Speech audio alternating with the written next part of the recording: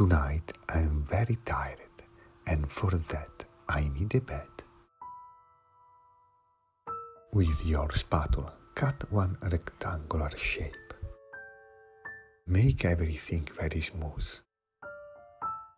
With a very wet sand, make your headboard, and with the spatula cut the shape. And finish it with your mini spatula.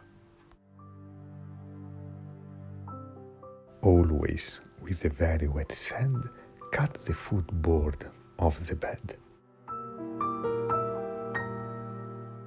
And with your mini spatula, make some little decorations, some cubes, some spheres. And now the pillow, very soft and smooth.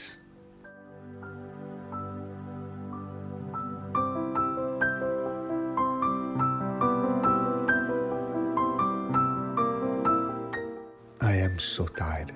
Good night.